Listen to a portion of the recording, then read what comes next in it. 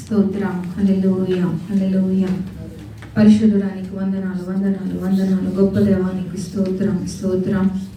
సర్వశక్తిమంతుడానికి వందనాలు, వందనాలు. మెల్లనైన స్వరముతో ప్రవక్తలతో మాట్లాడిన తండ్రి నీకు స్తోత్రాలు. సంఘము నీది, ప్రజలు నివారు, మేము దాసులం. అతి పరిశుద్ధుడవు, అతి కాంక్షణీయుడవు. ఇదిగో మృతుడనైతిని కానీ యుగ యుగములు సజీవుడనై ఉన్నాను అని మీరే సెలవిచ్చారు. సంఘం మధ్యలో నువ్వు సంచారం చేస్తున్నావు. 7 సంఘాల మధ్య తండ్రి 7 ఆత్మలు కలిగి సంచరిస్తున్నటువంటి దేవుడు తండ్రి నీకు వందనాలు చెల్లిస్తున్నాం. చేరి వచ్చిన తండ్రి నీ బిడ్డలందరితో నిలబడ్డ నాతో కూడా మీరు మాట్లాడండి. పరిశుద్ధాత్మ దేవుడా మీ సహాయం కొరకు ప్రార్థిస్తున్నాను. మీరు నేను కలిసి పరిచర్య చేసే గొప్ప భాగ్యం నాకు ఇచ్చినందుకు వందనాలు అయ్యా. ఈ స్థలాల్లో తండ్రి కూర్చున్న బిడ్డలు ఎంతో మంది అనుభవజ్ఞులు, జ్ఞానం కలిగిన వారు ఉన్నారు. వారికంటే నేను ఎంత మాత్రం గొప్పదాన్ని కాదు, కానీ మీరు ఇచ్చిన అవకాశాన్ని బట్టి నిన్ను స్తుతిస్తున్నాను. నీ ఆలోచనలన్నింటినీ మరుగుపరిచి తండ్రి నాతో మా అందరితో కూడా మీరు మాట్లాడండి ప్రభా. మీ మాట మీ బిడ్డల హృదయాల్లో తండ్రి స్థిరపరచబడులాగున మాట్లాడండి. పేతురు ప్రసంగిస్తే నొచ్చుకున్నారు, పొడవబడ్డారు. అలాంటి మాటల చేత కూడా మీరు మాట్లాడండి తండ్రి. మీరు ఏ రీతిలో మాట్లాడాలని ఉద్దేశం కలిగి ఉన్నారో అదే స్థాయిలో అదే రీతిలో మీరు మాట్లాడండి. మీకే వందనాలు. మీ సహాయం కొరకు కృతజ్ఞతలు. యేసు నామం అడుగుచున్నాం తండ్రి, ఆమేన్. హల్లెలూయా, హల్లెలూయా, హల్లెలూయా, హల్లెలూయా, హల్లెలూయా, హల్లెలూయా. ఎందుకు దేవుని స్తుతి చెల్లించాలంటే బూస్ట్ కదా. బూస్ట్ ఏం చేస్తుందట?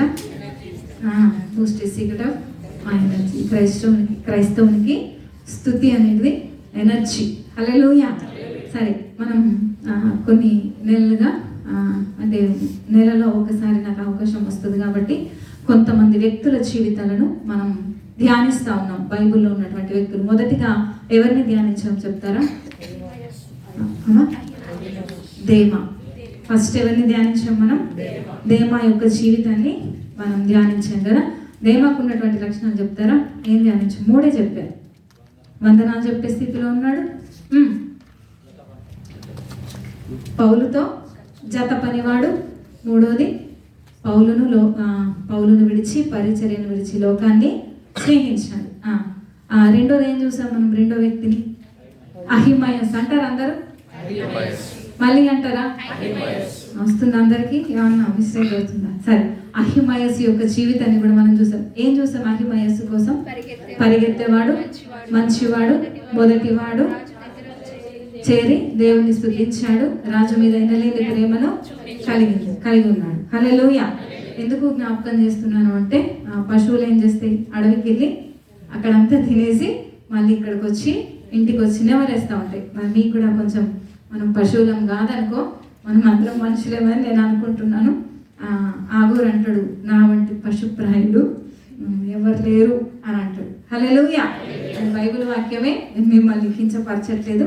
సరే, ఈ వారం కూడా ఒక వ్యక్తి కొరకు మనం తెలుసుకుందాం.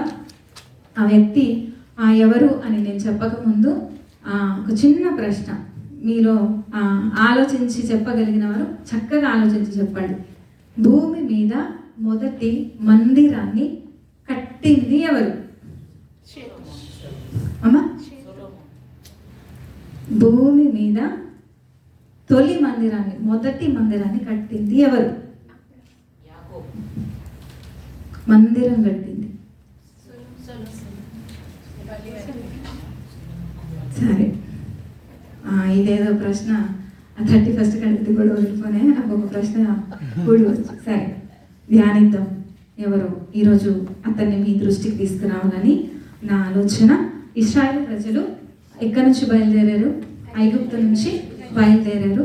430 సంవత్సరాలు కూడా ఎక్కడున్నారు? ఐగుప్తులో చెరలో ఉన్నారు.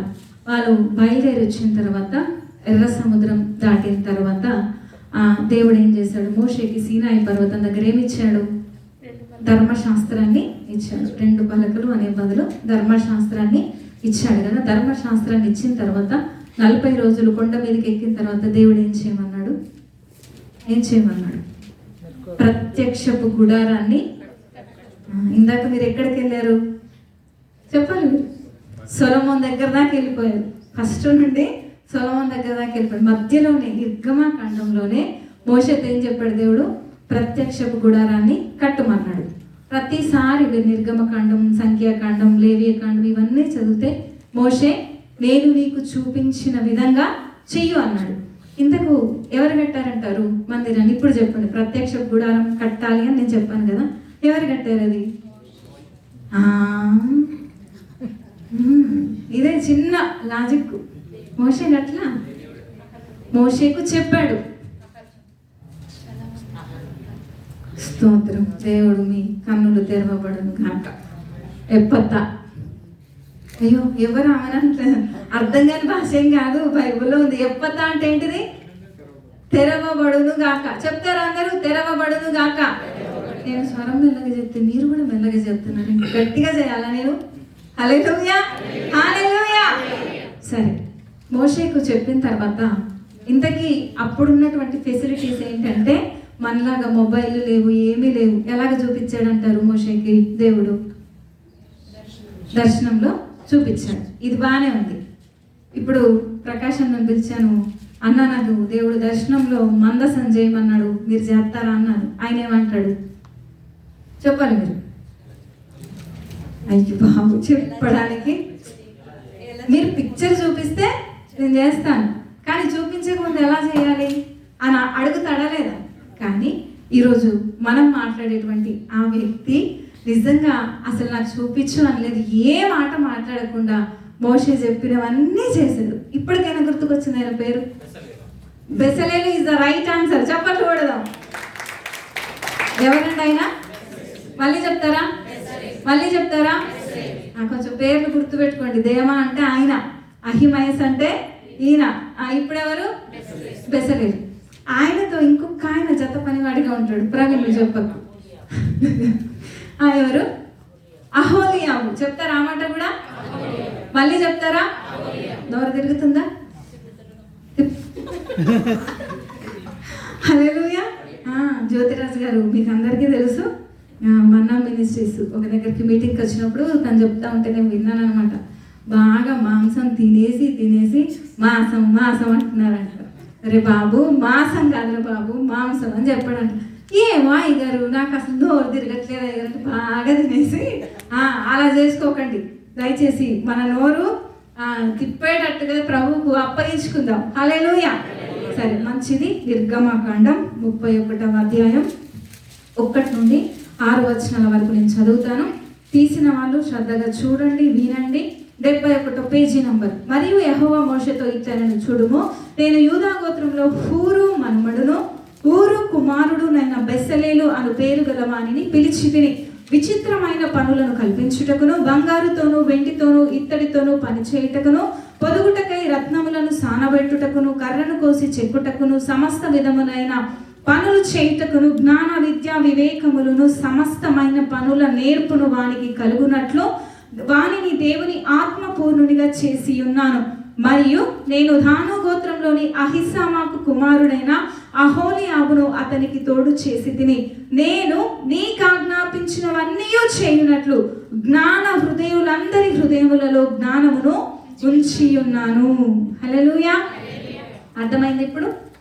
ఎవరు కట్టారు? భూమి మీద మొట్టమొదటి మందిరాన్ని ఎవరు కట్టారంటే బెసలేలు. మళ్ళీ చెప్తారు, ఎవరు కట్టారు? వెనకాల ఉన్న వాళ్ళు చెప్తారా? నిద్ర వచ్చిన వాళ్ళు చెప్తారా?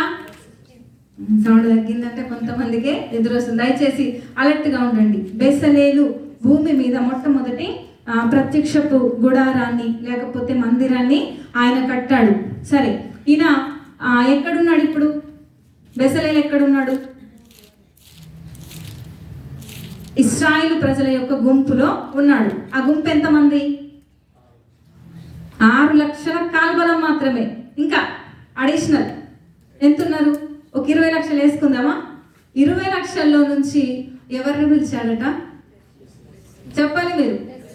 ఒక పెద్ద పాస్టర్ గారు వచ్చి 1,00,000 మంది మీటింగ్లో ఏదో స్టేడియంలో మనం కూర్చున్నాం, నా పేరు పెట్టి సునీత అన్నాడు అనుకో, నాకు ఎలాగుంటుంది చెప్పాలి మీరు? మీ పేరు పెట్టి మిమ్మల్ని పిలిచాడు పెద్ద ప్రవక్త, ఇంగ్లీష్ అమెరికాలో ఎక్కడి నుంచి వచ్చాడు, ఎలా ఉంటుంది మీ ఫీలింగ్ కదా? 20 లక్షల ప్రజల్లో బెసలేలుని ఏం చేశాడట? పిలిచాడట. హల్లెలూయా.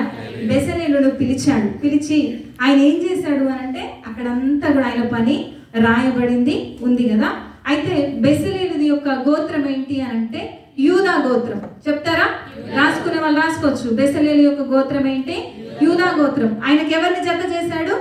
అహోలియాబును జత చేశాడు. అహోలియాబుది ఏ గోత్రము అని అంటే అక్కడ ఖచ్చితంగా ఉంది.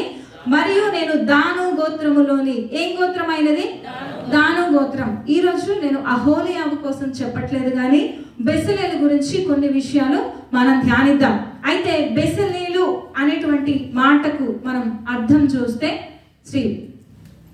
బెసలేలు అనేటువంటి మాటకు అర్థం చూస్తే ముందుగా మనం ఇంగ్లీష్లో చూస్తే ఏముంటుందంటే బెజలేల్ అని ఇంగ్లీష్లో మనం కొడితే BEZALEL.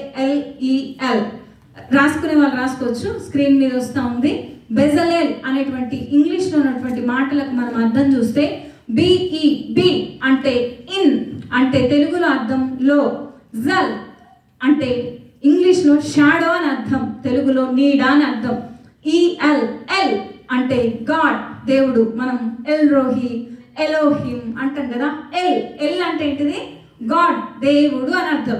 మొత్తం కలిపి చదివితే ఏంటి అర్థం? బెసలేలు అనేటువంటి మాటకు అర్థం ఏంటిదంటే దేవుని నీడలో ఉన్న వాడు, దేవుని నీడలో ఉన్న బెసలేలు. చెప్తారా ఇప్పుడు బెసలేలు అనే మాటకు అర్థం ఏంటి? నిద్రచ్చిన స్తోత్రం చెప్దాం. మంచోళ్ళందరూ స్తోత్రం చెప్తారా? కొంచెం మంది మంచోళ్ళు ఉన్నారు, మీరందరూ మంచోళ్ళు అవుదురు కాక.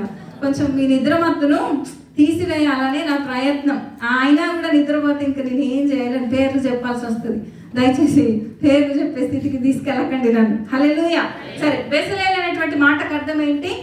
దేవుని నీడలో ఉన్నవాడు. సరే, ఈయనది ఏ గోత్రం అని చెప్పాం? యూదా గోత్రం. అహోలియాబుది ఏ గోత్రం అని చెప్పాం? దాను గోత్రం. యూదా అనేటువంటి గోత్రము ఆ ట్రైబ్స్ లో, ఆ గోత్రాలలో చాలా అప్పర్ గోత్రం, చాలా ఉన్నతమైనటువంటి గోత్రం. మనం 4-5 వారాల నుంచి కూడా ధ్యానించాం కదా యబ్బేజు గురించి. యబ్బేజు ఏ గోత్రము? యూదా గోత్రం. ఆ యూదా గోత్రంలో నుంచి ప్రముఖుడు బయలు వెడలను అని ఉంటది.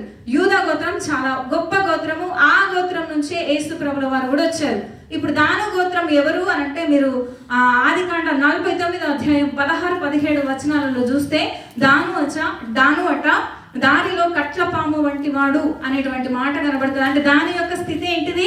చాలా కింది స్థితి. అయితే మీరు ఇక్కడ జ్ఞాపకం ఉంచుకోవాల్సింది ఏంటి అని అంటే దేవుని మందిరాన్ని కట్టడానికి అప్పర్ లోయర్ ఎవరినైనా దేవుడు వాడుకుంటాడు. ఉన్న వాళ్ళనైనా వాడుకుంటాడు, లేని వాళ్ళనైనా వాడుకుంటాడు. ఇది మనం అందరం కూడా జ్ఞాపకం ఉంచుకోవాల్సింది. నేను ఇందాక ప్రార్థన చేస్తూ ఒక మాట అన్నాను, నాకన్నా వాక్యం బాగా తెలిసిన వాళ్ళు మీ దగ్గర మీలో ఉన్నారు. అయినా ఈ స్థితిని ఇచ్చాడు. ఎందుకనంటే దేవుని యొక్క ఎన్నిక, అనుభవాన్ని బట్టి సేవ పరిచర్య రాదు. సరే, దానుది అహోలియాబుది ఏ గోత్రము? దాను గోత్రం. బెసలేలుది యూదా గోత్రం. సరే, ఆ యొక్క బెసలేలు యొక్క తండ్రి పేరు చెప్తారు ఎవరన్నా?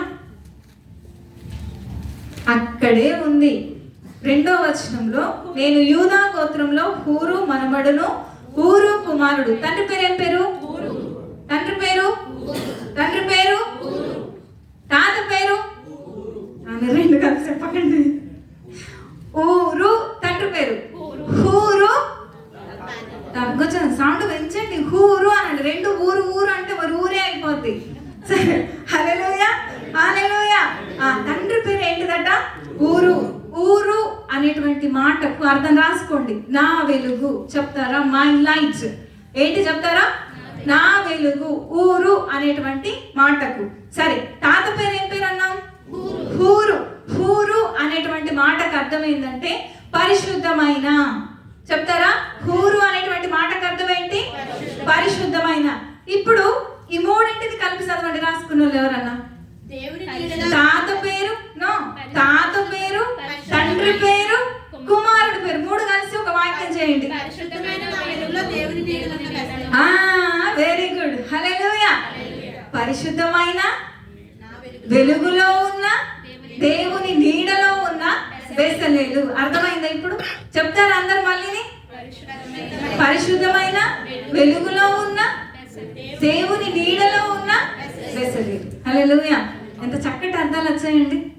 మనం పేర్లు పెడితే అసలు ఎలాగుంటాయంటే చింపిరి ఉంటే అసలు ఆ మాటలకు అర్థం ఏంటో కూడా తెలియదు. అప్పుడు ఉన్నటువంటి భక్తులు, బైబిల్లో ఉన్నవాళ్ళు వాళ్ళ పేర్లకు చక్కటి అర్థాలు ఉన్నాయి, ఆ రీతిగానే జీవించారు. హల్లెలూయా.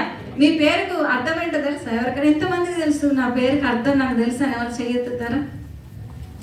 ఓ మై గాడ్, యేసు రక్తమే. మీ పేరుకు అర్థం తెలుసుకొని ఆ రీతిగా బ్రతకండి. నా పేరుకు అర్థం చెప్పాలంటే సు అంటే మంచి, నీత అంటే తామర, మంచి తామర అని అర్థం. ఇప్పుడు నాకు అర్థం ఎప్పుడో చెప్పారు ఎవరో, చెప్తారుగా మరి హిందూస్లో ఉన్నప్పుడు చేయి చూసి వీళ్ళు చెప్తా ఉంటారు. మళ్ళీ నేను గూగుల్లో సెర్చ్ చేస్తే నాకు అదే వచ్చింది. ఇంకేదేదో అర్థాలు ఉన్నాయిలే కానీ. హల్లెలూయా. మీ పేరుకు అర్థం ఏంటో తెలుసుకొని బ్రతకండి. అప్పుడు యాకోబు అని పేరు పెట్టుకున్న వాళ్ళు ఏం చేయాలా? మోసగాడు కాకుండా దేవుని ముఖాన్ని చూశాను, దేవుని చూశాను అనే స్పృహ మనలో ఉంటే ఆ రీతిగా బ్రతుకులు ఉంటాయి. ఇప్పుడు ఈ ముగ్గురు జీవితాలను చూస్తే మనకి ఏం కనబడ్డదండి? పరిశుద్ధమైన వెలుగులో ఉన్న దేవుని నీడలో ఉన్న బెసలేలు. చాలా చక్కగా ఉంది కదా. ఈరోజు ఒక ప్రశ్నతో నేను దీన్ని మొదలు పెడతాను. బెసలేలు యొక్క జీవితాన్ని చూసే ముందు, బెసలేలు ఎవరి నీడలో ఉన్నాడు? దేవుని నీడలో ఉన్నాడు. ఇప్పుడు మీరు పక్కన రాసుకోండి, రాసుకునే వాళ్ళు ఓపిక ఉంటే, ఆసక్తి ఉంటే. బెసలేలు దేవుని నీడలో ఉన్నాను, నేను ఎక్కడున్నాను డాష్ పెట్టి మీరే ఫిలప్ చేసుకోండి, దాన్ని ఎవరు ఫిలప్ చేయరు. హల్లెలూయా. బెసలేలు ఎక్కడున్నాడట? దేవుని నీడలో ఉన్నాడు. కాబట్టి దేవుడు ఏం చేశాడు? బెసలేల్ని పిలిచాడు, ఎన్నుకున్నాడు. హల్లెలూయా, హల్లెలూయా. ఈరోజు ఏ నీడలో నువ్వు ఉన్నావు? బెసలేలు దేవుని నీడలో ఉన్నాడు. మోషే 3 నెలలు కూడా ఎక్కడ ఉన్నాడు అని అంటే తల్లి నీడలో ఉన్నాడు. ఎన్ని రోజులు? 3 నెలలు తల్లి నీడలో ఉన్నాడు. ఆ తర్వాత ఏమైందట? ఆయన్ని దాచిపెట్టలేకపోయింది. ఏం చేసింది? దాచిపెట్టలేక దేవునికి వదిలేసింది కదా. దేవునికి వదిలేసింది. 3 నెలలు ఉంటేనే తల్లి దాచిపెట్టలేకపోయింది కదా. ఆమె నీడలో 120 సంవత్సరాలు బ్రతికిన మోషే చనిపోయేటప్పుడు అంటున్నటువంటి మాట, నా సత్తువ తగ్గలేదు, నాకు దృష్టి మాంద్యము కలగలేదు. దేవుని నీడలో ఉంటే 120 సంవత్సరాలు బ్రతికిన మోషే బలం తగ్గలేదు, కంటి చూపు కూడా తగ్గలేదు. ఇప్పుడు ఏం చెప్తున్నాం మనం? 30 ఏళ్ళగా ఈ మధ్యలో మన పిల్లలు చాలా తరచునంటే, అయ్యి బాబోయ్ 30 ఏళ్ళు వచ్చింది, ఇంకా అయిపోయింది మా జీవితం, మోకాళ్ళ నొప్పులు అంటున్నారు. మాలా కూడా ఉండలేదు. నా వయసు 43. అయ్యి బాబు, ఎంత దారుణం అండి. కారణం ఏంటో తెలుసా? దేని నీడలో ఉన్నాం. మనం యోనా గ్రంథంలో కూడా చూస్తే, యోనా ఎవరి నీడను ఆశ్రయించాడు? సొర చెట్టు నీడను ఆశ్రయించి సంతోషించాడట. అక్కడ ఉంటే చదవండి 4వ అధ్యాయంలో. సొర చెట్టు నీడలో ఉన్నాడు. సొర చెట్టు నీడలో ఉంటే ఆ సొర చెట్టు దేనికి సాదృశ్యం అంటే లోకానికి సాదృశ్యం. తాత్కాలిక. ఎన్ని రోజులు ఉంటుంది అది? 100 సంవత్సరాలు ఉంటుంది ఆ సొర చెట్టు. 100 రోజులు కూడా ఉండదేమో నాకు తెలిసి. ఆ నీడను చూసి సంతోషపడ్డాడు. లోక సంబంధమైన నీడ ఏం కలుగజేస్తుందో తెలుసా? చచ్చిపోవాలన్నంత కోరిక తీసుకొస్తుంది. ఏముంది సొర చెట్టు కింద? చావే ఉంది, నిరాశే ఉంది. ఆ చెట్టు కింద కూర్చుండి అగ్నిగంధకాలు కురుస్తాయేమో చూస్తాను అన్నాడు. ఒక వీడియో ఇస్తే, ఒక సెల్ ఫోన్ ఇస్తే శుభ్రంగా వీడియో తీసి పెట్టేసి యోనా గారు పాపం. హల్లెలూయా. ఇంకా మనం చూస్తే, ఇంకా ఎవరు ఏ నీడలో ఉన్నారని మనం చూస్తే, ఏలియా కూడా ఉన్నాడు కదా.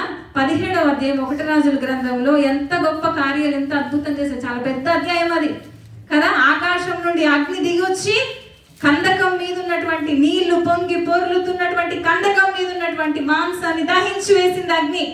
850 మంది ప్రవక్తల్ని చంపేశారు ఆ కర్మేలు కొండపైన ఒక్కడు అద్భుతం చేశాడు. కానీ 18వ అధ్యాయంలోకి వచ్చేసరికి ఒక స్త్రీ బెదిరించింది, రేపు ఈ వేళకు నిన్ను చంపేస్తా అన్నది. ఎక్కడికి వెళ్ళిపోయాడినా? బదరీ వృక్షం కిందికి వెళ్ళిపోయాడు. బదరీ వృక్షం నీడను ఆశ్రయించాడు. అక్కడ ఏముందో తెలుసా? ఇంకా చాలు ప్రభువా అని అన్నాడు. అక్కడ కూడా నిరాశ, నిస్పృహ ఉంది. దేవుని నీడలోకి వచ్చిన మోషే బలపరచబడ్డాడు. 120 సంవత్సరాలు బ్రతికి అసలు సత్తువ తగ్గకుండా, దృష్టిమాన్యం తగ్గకుండా జీవిస్తే, యోనా చెట్టు నీడలో ఉండి నిరాశ నిస్పృహలు కలిగి ఉన్నాడు. ఏలియా అన్ని అద్భుతాలు చేశాడు. బదరీ వృక్షం కింద కూర్చుండి ఇంకా చాలు ప్రభువా, ఇంకా నాకు ఈ జీవితం వద్దు అన్నాడు. దేవుని నీడ కాకుండా మీరు లోకంలో ఏ నీడనైనా ఆశ్రయించండి, అదే పరిస్థితి కనబడుతుంది. సమస్యలు ఎక్కువ అవుతా ఉంటాయి. హల్లెలూయా, అందుకే 91:1 ఏముంటుంది చెప్తారా? మహోన్నతుని చాటున నివసించువాడే సర్వశక్తుని నీడను. బాబాయ్ ఆడలో నోరులేని అర్థం నాకేనా? నాకు మరి చెవు ప్రాబ్లం అయితే ఏమీ లేదు. మీ అందరికి వస్తుంది అన్నమాట. మీరు ఆగండి అమ్మ. వాళ్ళు ఉన్నారే కొద్ది మంది అండి, మీరు ఎక్కువ మంది ఉన్నారు. చెప్పండి 91:1. మరి ఎన్నడన్నా అసలు బైబిల్ ముడితేనా చేస్తేనా? అసలు అర్ధరాత్రి లేచి భయం పడుతుందని పాస్టర్ గారికి ఫోన్ చేయడం కాదండి. ఏం చేయాలా? 91 కీర్తన చదువుకోవాలి. అది మనకి ఏమి ఇస్తుంది? బలాన్ని ఇస్తుంది. అక్కడ ఏమంటాడు? కాపాడుతాను, తప్పిస్తాను, గొప్ప చేస్తాను, దీర్ఘాయునిస్తాను, నీ కుడి పక్క ఎడమ పక్క 10,000 మంది పడ్డ అపాయం నీ దగ్గరికి రానే రాదు. మహోన్నతుని చాటున నివసించువాడు సర్వశక్తుని నీడను విశ్రమించువాడు. ఎవరి నీడలో ఉన్నాడు కీర్తనకారుడు? సర్వశక్తుడైన దేవుని నీడలో ఉన్నాడు. ఇంకా మనం చూస్తే 121:5 మనం చూస్తే, నీ కుడి ప్రక్కను యెహోవా నీకు నీడగా. ప్రయాణమై వెళ్తా ఉంటే ఏ కీర్తన చదువుతారు? అబ్బా అసలు ఎన్నిసార్లు ప్రయాణం అయినప్పుడే గుర్తుకొస్తుంది, అది మళ్ళీ అసలు గుర్తుకే రాదు. యెహోవా నీకట కుడి ప్రక్క నీకు నీడగా ఉంటాడు. కీర్తనకారునికి ఎవరు నీడగా ఉన్నారు? దేవుడే నీడగా ఉన్నాడు. అదే యెషయా గ్రంథం 49:42 మనం చూస్తే కింది లైన్ ఉంటుంది. 49:22 తన చేతి నీడలో నన్ను దాచి ఉన్నాడు అనేటువంటి మాట కనబడుతుంది. చదువుతారా? 2వ లైన్ యెషయా గ్రంథం 49.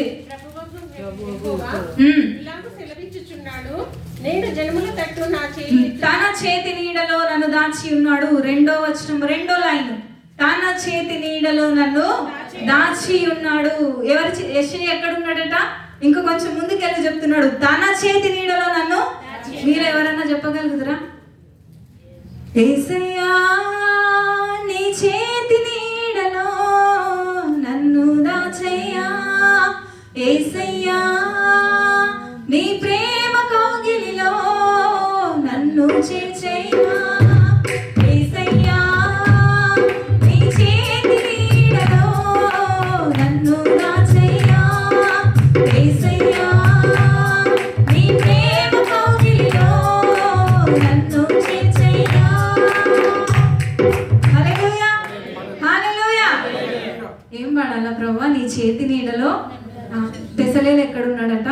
చేతి నీడలో, దేవుని చేతి నీడలో ఉన్నాడు. మనం కూడా దేవుని చేతి నీడలో ఉండాలి. దాని అర్థం ఏంటి అంటే దేవుని యొక్క నీడలోనికి రావాలి. ఇంకా దాని అర్థం ఏంటి అంటే సిలువ నీడలోనికి రావాలి. ఏముంది సిలువ కింద అంటే పాప విమోచన ఉంది, శాపాన్ని బాపే శక్తి సిలువకు ఉంది, అనారోగ్యం ఉంటే అనారోగ్యాన్ని తీసివేసే శక్తి సిలువకు ఉంది. సిలువ లేకపోతే అసలు యేసుక్రీస్తు వారి జీవితంలో కూడా ఏది లేదు. అందుకే పౌలు అంటాడు, సిలువ వేయబడి ఉన్న క్రీస్తును మేము ప్రకటిస్తున్నాం. సిలువ విలువ తీసుకొచ్చింది. హల్లెలూయా.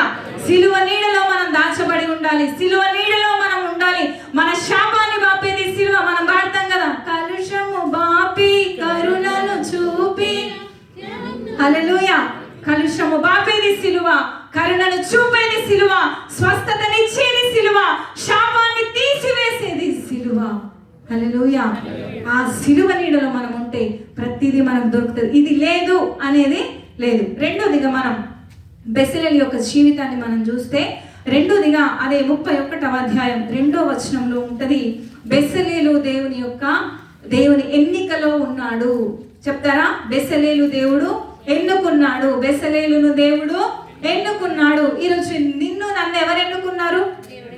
దేవుడే ఎన్నుకున్నాడు. దేవుడే ఎన్నుకుంటే చిన్న సమస్యతో నేను చచ్చిపోతానంటారా?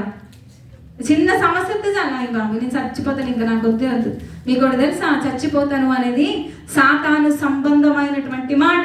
నేను కూడా బాప్తిసం తీసుకున్నాక కూడా నాకు ఈ రక్షణ అనుభవం లేకముందు 5 ముందే చెప్తున్నాను, ఇంకా అస్తమా నాకు ఏదన్నా అంటే నేను చచ్చిపోతాను, ఇంకా నేను చచ్చిపోతాను. కానీ ఆత్మదేవుడు నన్ను ఆత్మ చేత నింపిన తర్వాత నా దేవుని కొరకు నేను బ్రతుకుతాననే మాట నాకు వస్తుంది. హల్లెలూయా. ఆ మార్పు రావాలి. ఈ రోజుకి 30-40 సంవత్సరాలు అయితే నేను చచ్చిపోతాను బాబోయ్, నేను ఇది ఎక్కడ దరిద్రమో అర్థం కాదు. సరే, బాధ వచ్చి నేను చచ్చిపోయేలాగున్నా అనడం వేరు, సమస్య వస్తే చచ్చిపోవడం వేరు. క్రైస్తవులు కూడా ఊరేసుకుంటున్నారు తెలుసా అండి? క్రైస్తవులు కూడా సూసైడ్ చేసుకుంటున్నారు. ఎందుకు? ఆయన నీడలో మనం ఉంటే ఏది మన దగ్గరికి రాదు.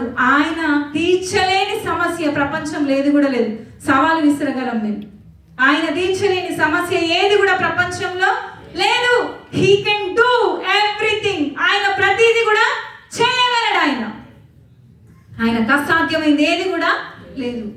దేవుడు మనల్ని ఎంటుకుంటే మనం ఏం చేసుకుంటున్నాం? మన జీవితాలను మనము తగ్గించుకుంటా ఉన్నాం. సరే, దేవుడు మనల్ని ఎన్నుకున్నాడు కదా. ఒకవేళ మిమ్మల్ని అడిగి ఎవరన్నా దేవుడు మిమ్మల్ని ఏ పని కొరకు ఎన్నుకున్నాడంటే ఎంతమంది సమాధానం చెప్తారు? ఆలోచిస్తున్నారే? అసలు అడిగితే నేనేం చెప్పాలి? ఎందుకు ఎన్నుకున్నాడు? మీరు డేవిడ్ని అడిగితే డేవిడ్ అంటాడు పాటలు పాడడానికి నన్ను ఎన్నుకున్నాడని ఆయన చెప్తాడు. మీరు శిలవరాజుని అడిగితే ప్యాడ్ కొట్టడానికి నన్ను ఎన్నుకున్నాడు అని అంటారు.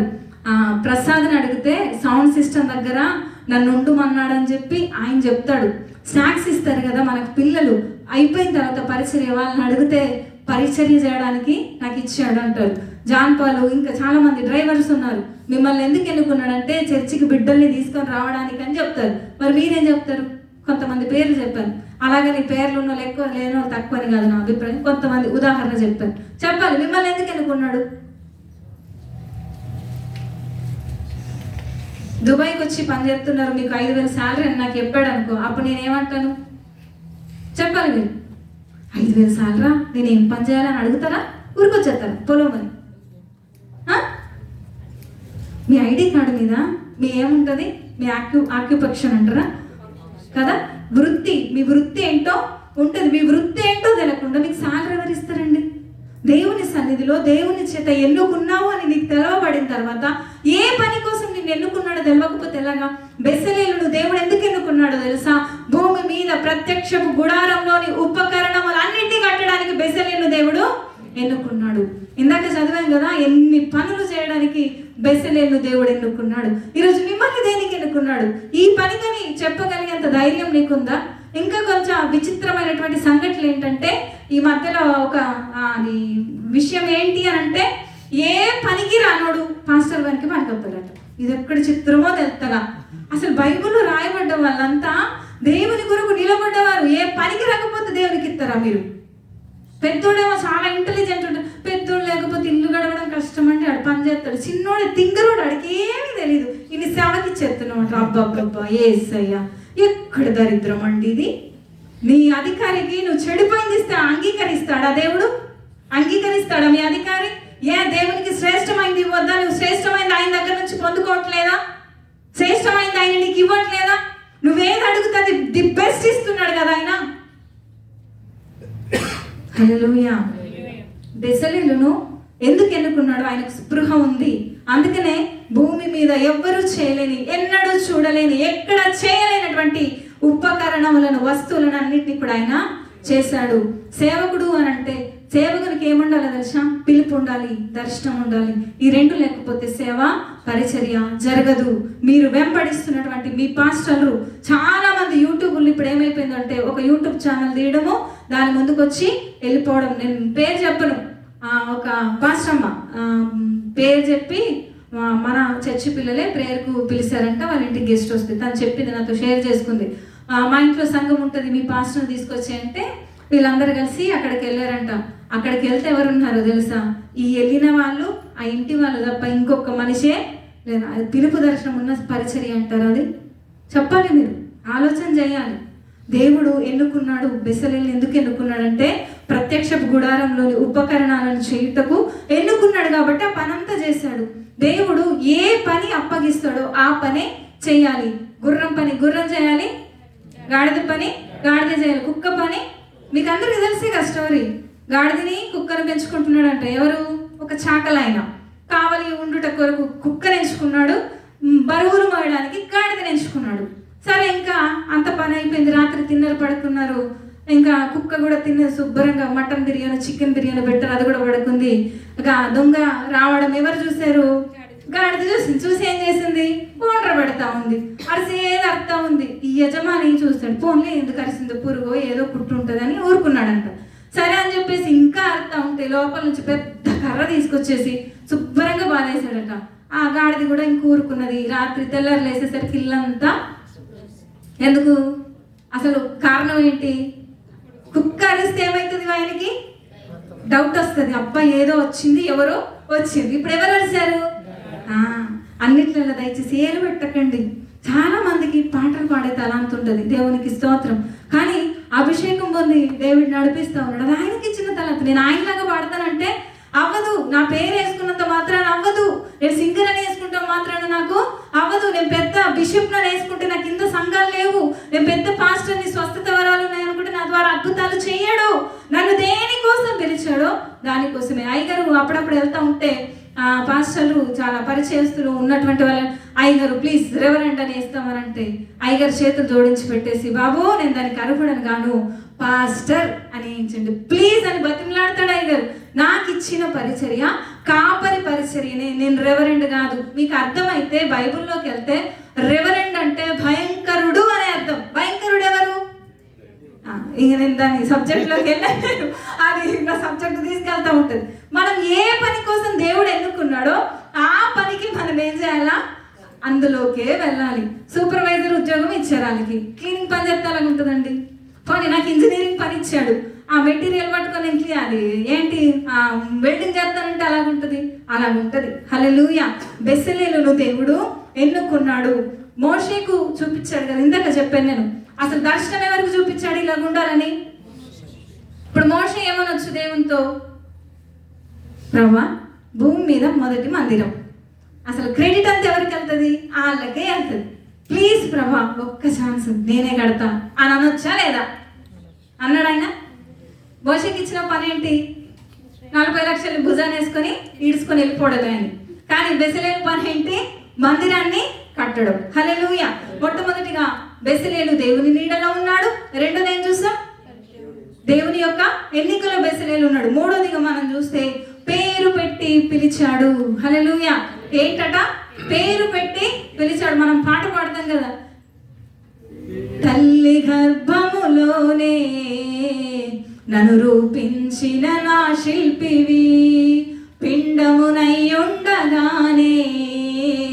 నన్ను చూచిన నా తండ్రివి, నాకు పేరు పెట్టి పిలిచిన వాడా నీకే ఆరాధన, నాకు పేరు పెట్టి పిలిచిన వాడా నీకే ఆరాధన.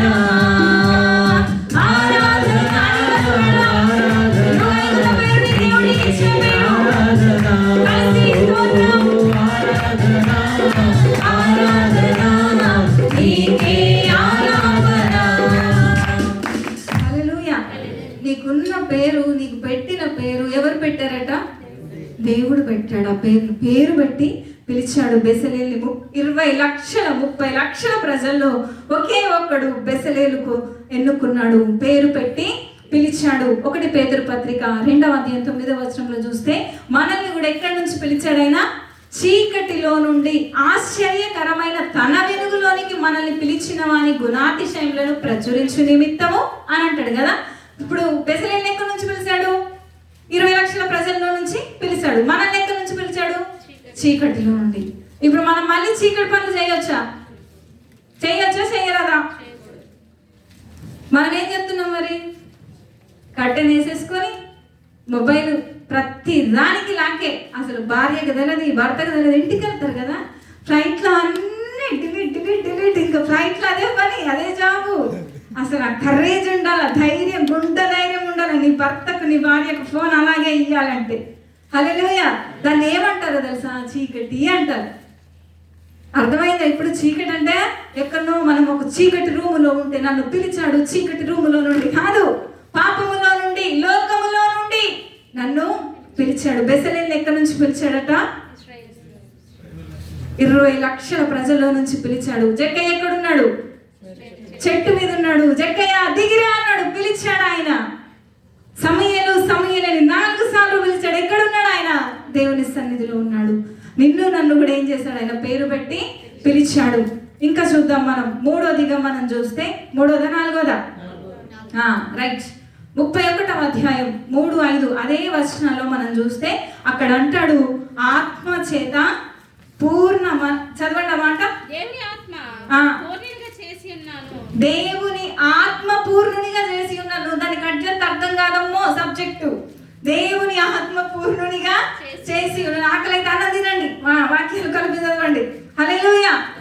బెసలేలు దేని చేత నింపబడ్డాడట? దేవుని ఆత్మ చేత. ఈరోజు మిమ్మల్ని అడుగుతా ఉన్నాను, ఏ ఆత్మ చేత నింపబడ్డారు? ఇది కూడా పెద్ద ప్రశ్నే. రెండే ఆత్మలు ఉన్నాయి. దేవుని ఆత్మ. సౌలు దగ్గర నుంచి ఏ ఆత్మ వెళ్ళిపోయింది? దేవుని ఆత్మ వెళ్ళిపోయింది. ఏమొచ్చింది? ఈ రెండే ఉంటాయి. మీరేం వేయచ్చు, ఇంకా మీరే, మీ గుంపు మీరే డిసైడ్ చేసుకోండి. రోమపత్రికలు అంటాడు 8:9 వచనంలో, ఎవడైనా క్రీస్తు ఆత్మ లేని వాడైతే వాడు నావాడు కాడు. హల్లెలూయా. చాలా పత్రికలన్నిట్లలో కూడా పౌలు రాసిన పత్రికలో చాలా 90% కూడా క్రీస్తు క్రీస్తు అనేటువంటి మాట పౌలు రాస్తాడు. మనం కొన్ని వచనాలను చూస్తే, కాగా ఎవడైనా క్రీస్తు నందున్న ఎడల వాడు నూతన సృష్టి అంటాడు. అట్లా మీరు కొన్ని వచనాలు చదివితే క్రీస్తు యేసు క్రీస్తు యేసు అని అంటాడు. క్రీస్తు అని ఎందుకు అన్నాడు పౌలు? యేసు క్రీస్తు అనొచ్చుగా. మిగతా అపోస్తలులు మీరు చదవండి, యేసుక్రీస్తు యేసుక్రీస్తు. సువార్త రాసిన వాళ్ళు కూడా యేసుక్రీస్తు అంటారు. చాలా తక్కువ క్రీస్తు అనేటువంటి మాట. ఎందుకు అనంటే అభిషిక్తుడైన, అభిషేకాన్ని పొందుకున్నటువంటి క్రీస్తును చూశాడు. ఎవరు? పౌలు దర్శనంలో. అందుకనే క్రీస్తు క్రీస్తు క్రీస్తు అని రాస్తాడు. చాలా గొప్ప మాట. అదేదో అలవాట్లో పొరపాటుగా రాసినటువంటి మాట కాదు ఆయన. హల్లెలూయా. క్రీస్తు ఆత్మ చేత నింపబడ్డటువంటి, అభిషేకంతో నింపబడ్డటువంటి ఆ క్రీస్తుని పౌలు చూశాడు. అందుకే ఏమంటాడు? క్రీస్తు యేసు క్రీస్తు యేసు అనేటువంటి మాట కనబడుతూ ఉంటుంది. ఆత్మ లేకపోతే ఏ కార్యాలు కూడా జరగవు. ఇందాక మొదటి పాట పాడాం కదా, ఆత్మతోనూ సత్యముతోనూ తండ్రిని ఆరాధించే కాలం వచ్చి ఉన్నది. ఆత్మ చేత మనల్ని నింపుతాడు. చివరిగా పాడాం కదా, నాకు నీవే కదా ఆధారంలో, నిత్య మహిమకు నీవే నిలయుడవు, నీ ఆత్మ చేత నన్ను నింపెదవు అనేటువంటి మాట కనబడుతుంది. ప్రభా నీ ఆత్మ చేత నన్ను నింపు యేసయ్యా అని దేవుని ఏం చేయాలా? అడగాలి. మనం అడుగుతున్నామా? జాబ్ అడుగుతాం, డబ్బు అడుగుతాం, ఇల్లు అడుగుతాం, అప్పులు తీర్చమని అడుగుతాం, పిల్లల పెళ్ళిళ్ళు అడుగుతాం, ఎడ్యుకేషన్లు అడుగుతాం, ఇంకెన్ని ఉన్నాయో అన్ని అడుగుతాం. కానీ దీనికి అసలు స్పేస్ ఉండదు, అసలు జ్ఞాపకమే ఉండదు. ఆత్మ కార్యాలు ఎలాగుంటాయి నేను త్వరగా చెప్తాను, రాసుకునే వాళ్ళు రాసుకోండి. అపోస్తల కార్యం 5:15 వచనంలో పేతురు నీడబడితే చాలట స్వస్థత కలిగిందట. ఎలాంటి స్వస్థత అండి? నీడబడితే చాలు స్వస్థత కలిగింది. అదే 16వ అధ్యాయం 16 నుంచి 18 వచనాల వరకు చదివితే పూతోను అనే దయ్యం పట్టింది. దాన్ని చూసి పౌలు ఏం చేశాడు? అన్నాడు. అంతే. ఏమైపోయింది? దయ్యము వెళ్ళిపోయి. ఆత్మ కార్యాలు దయచేసి రాసుకోనండి. 20వ అధ్యాయం అపోస్తల కార్యం 20వ అధ్యాయం 7 నుంచి 12 దాకా చూస్తే పేతురు 8 ఏళ్ల నుండి మంచం మీద పడి ఉన్నటువంటి ఐనేయ అనేటువంటి ఒకరిని బ్రతికించాడు. అదే అధ్యాయంలో మనం చూస్తే తబిత చచ్చిపోయి ఆల్రెడీ సమాధి కొరకు సిద్ధపరిచిన ఆమెను అపోస్తలుడైన పేతురు బ్రతికించాడు. ఇంకా మనం చూస్తే 9వ అధ్యాయం 33-34 వచనాల్లో కూడా మనం చదివితే ఐతుకు జీవితం కూడా కనబడతా ఉంటది. 20వ అధ్యాయంలో ఐతుకు కనబడతాడు. 9వ అధ్యాయంలో ఐనేయ తబిత ఇద్దరు కూడా కనబడతా ఉంటారు. హల్లెలూయా హల్లెలూయా. చనిపోయిన వారు బ్రతకడం చిన్న విషయం అండి. మనం ప్రార్థన చేస్తే ఎందుకు కలుగుతలేదు అంటే ఆత్మ లేదు మనకి. హల్లెలూయా. ఆత్మ చేత నింపబడాలి. చివరిగా ఒక మాట చెప్పి నేను ముగిస్తాను. ఆయనకు ఏ పని అయితే అప్పగించాడో బెసలేలుకి, ఆ పని ఏం చేశాడు? ఖచ్చితంగా పూర్తి చేశాడు ఆయన. ఇప్పుడు మిమ్మల్ని అడుగుతున్నాను, మీకు ఏ పని అప్పగించాడో మీకు తెలియకనే పోతే నేను ఇది పూర్తి చేశానని మీరు అంటారా? ఒక మాట చదువుదాం. నిర్గమకాండం 38:22-40-17. 38:22-40-17. యోధా గోత్రికుడైన ఊరు మనుడును ఊరు కుమారుడైన బెసలేలు యెహోవా మోషేకు ఆజ్ఞాపించినదంతయు చేశాడు. చాలు. హల్లెలూయా. ఇందాకే చెప్పాను కదా, అసలు చూపించింది మోషేకు, కానీ ఆయన చెప్తా ఉంటే ఇది ఇలాగుండాలి అని అంటే ఇందాక అనుకున్నాం కదా, ఆత్మ చేత నింపబడ్డాడు కాబట్టి మోషే ఏది దర్శనంలో చూశాడో అది అలాగే చేశాడు. మీకు పిక్చర్ వేసి చూపిస్తా ఉన్నారు. మందసాన్ని చేస్తూ ఉన్నారు. అహోలియాబు బెసలేలు ఇద్దరు కూడా మోషే ఇలా ఉంటుందని చెప్పాడు. ఆ కరుణాపీఠం మీద 2 దేవదూతలు, 2 దేవదూతలు వారి రెక్కలు విప్పుకొని ఒకటికి ఒకటి ఎదురుగా ఉంటారని చెప్పారు. ఆ సీన్ కనబడతా ఉంది మనకు అక్కడ. ఎలాంటి జ్ఞానం చేత నింపబడ్డాడో మీరు చూడండి. ఇంకా చాలా కారణాలు ఉన్నాయి, మనకు సమయం లేదు కాబట్టి నేను ముగిస్తా ఉన్నాను. బెసలేలట ఏం చేశాడట? యూదా గోత్రికుడు, హూరు మనమడు, ఊరు కుమారుడైన బెసలేలు యెహోవా మోషేకు ఆజ్ఞాపించిందంతా కూడా 40:17 మోషే ఆ ప్రకారం చేసెను. యెహోవా అతనికి ఆజ్ఞాపించిన వాటిని అన్నింటినీ చేసెను. అలాగుననే చేసెను. 2వ సంవత్సరమున 1టి నెలలో 1టి దినమున మందిరము నిలవబెట్టబడెను. ఎవరు చేసిన ఉపకరణాలు? బెసలేలు. హల్లెలూయా. అసలు ఆయన్ని మన లెక్కలోకి తీసుకోం కదా. ఎన్నడూ విన్నారా బెసలేలు గురించి? హల్లెలూయా. అసలు ఎంత గొప్ప కార్యాలండి. అసలు మామూలుగా లేదు. ఆయన జ్ఞానం చేత నింపబడ్డాడు, భయభక్తులు కలిగి ఉన్నాడు, మంచి విశ్వాసాన్ని కలిగి ఉన్నాడు. అవన్నీ చెప్పాలంటే మనకు సమయం సరిపోదు, కానీ ముఖ్యమైనటువంటి విషయాలు నేను చెప్పాను. మీరు ఒకవేళ పౌలుకు ఇంటర్వ్యూ తీసుకుంటే పౌలు ఏమంటాడో తెలుసా? నా పోరాటం కడముట్టించితిని, మంచి పోరాటం పోరాడాను, ఇక మీదట నా కొరకు నీతి కిరీటం ఉంచబడి ఉన్నది అంటాడు. ఒకవేళ యేసు ప్రభుల వారిని మీరు అడిగితే సిలువలో పలికిన 6వ మాట ఏంటో చెప్తారా? అంతే, సమాప్తమైంది అని అన్నాడు. ఏంటి సమాప్తం? తండ్రి దేనికోసం ఈ లోకానికి పంపించాడో ఆ పనిని సమాప్తం చేశాడు. ఇంగ్లీష్లోకి వెళ్ళి చూస్తే ఇట్ ఈస్ ఫినిష్డ్ అని ఉంటుంది. హల్లెలూయా. ఆ పనంతా కూడా ఆయన చేసి ముగించాడు. హల్లెలూయా. ఈరోజు మీకు ఏ పని ఇచ్చాడో మీకు తెలియకపోతే ఏం ముగిస్తారు? మీరు ఆలోచన చేయాలి. ఇంకొక మాట ఉంటుంది చూడండి, అదే 31వ అధ్యాయం 2 నుంచి 5 వచనాల్లో అదే మాటల్లో మనం చూస్తే చివరిగా ఆయన ఏం కలిగి ఉన్నాడంటే నైపుణ్యాన్ని కలిగి ఉన్నాడు. ఏం కలిగి ఉన్నాడండి? నైపుణ్యం, టాలెంట్ను కలిగి ఉన్నాడు. అదట ఎక్కడికి తీసుకెళ్తుందంటే సామెతల గ్రంథం 22వ అధ్యాయం 29వ వచనానికి వెళ్ళి చూస్తే, తన పనిలో నిపుణత గలవానిని చూచితివా, వాడు మనుషుల ఎదుట కాదు రాజుల ఎదుట నిలవబడతాడట. హల్లెలూయా. బెసలేలు ఎక్కడున్నాడట? రాజుల ఎదుట నిలబడ్డాడు. ఈరోజు బైబిల్లో ఆయన చేసిన పని ఈరోజు నువ్వు నేను చూస్తా ఉన్నాం. నిపుణత గలవానిని నువ్వు చూచితివా, వాడు మనుషుల ఎదుట కాదు రాజుల ఎదుటనే నిలబడాలి. అది ఢిల్లీలో పిల్లలు జంతర్ మంతర్ దగ్గర చేస్తా ఉన్నారు కదా, ప్రొటెస్ట్ చేస్తా ఉన్నారు కదా. వాళ్ళ నైపుణ్యం ఎంత బాగుందండి. ఒక ఆయన అయితే ఖాళీ ప్లక్కర్ తీసుకొచ్చాడు. ఏంటి ఇది అని అంటే ఆయన వివరణిస్తా ఉన్నాడు.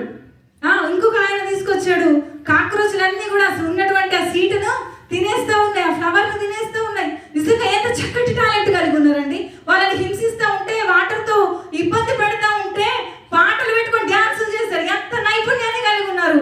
ఈరోజు వారు ప్రభుత్వాన్ని కూడా తల్లకిందులు చేసేటువంటి స్థితిలో వాళ్ళకి వచ్చారు. అసలు 2014 నుంచి ఈ రోజు దాకా ఏది కూడా జరగలేదు. కానీ ఎప్పుడైతే కాక్రోచ్లు అన్నారో నిజంగా వాళ్ళ యొక్క ఉక్రోషం, ఆక్రోషం, వాళ్ళకు ఉన్న టాలెంట్, నిపుణత ఎందులో చూపించారు? వారికి వచ్చిన సమస్యలో చూపించారు. ఎంత బాగా అనిపించిందో, చాలా బాగా అనిపించింది. నిజంగా అలాంటి టాలెంట్ మనం కలిగి ఉంటే క్రీస్తును ముందుకు తీసుకెళ్ళలేమా? క్రీస్తు రాజ్యాన్ని ప్రకటించలేమా? క్రీస్తు రాజ్యాన్ని విస్తరింప చేయలేమా? అనేక ఆత్మల్ని రక్షించలేమా? కానీ మనకొద్దు, నేను బాగుంటే చాలు అని అనుకుంటాం మనం. వాళ్ళకి మనకు తేడా అదే. హల్లెలూయా. నిపుణత గలవానిని చూచితివా, వాడు మనుషుల ఎదుట కాడు రాజుల ఎదుటని వాడు నిలబడ్డాడు. బెసలేలు రాజుల ఎదుట నిలబడ్డాడు. మోషే మందిరాన్ని పూర్తి చేయడానికి కారణం బెసలేలు, అహోలియాబు కూడా జత చేయబడ్డాడు. మనం కూడా అలా ఉంటే దేవుని మందిరం ఇక్కడ కాదు, పరలోక రాజ్యంలో ఆయన మందిరాన్ని మనం కట్టొచ్చు.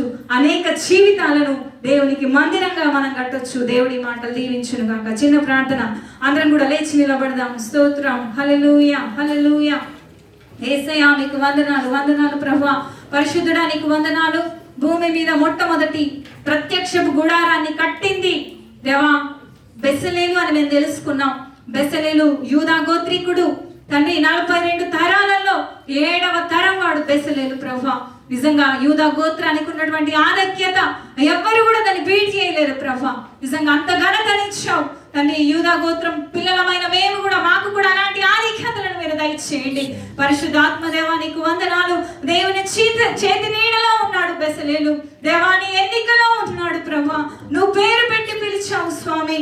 తండ్రి నీకు వందనాలు. ఆత్మతో నింపబడిన వాడు, ఆత్మ కార్యాలు చేశాడు ప్రభువా. నైపుణ్యం కలిగిన వాడు, తనకిచ్చిన పని పూర్తి చేసిన వాడు తండ్రి. మేము కూడా ఆ రీతిగా ఉండి నీ మందిరాన్ని కట్టడానికి సహాయం దయచేయండి.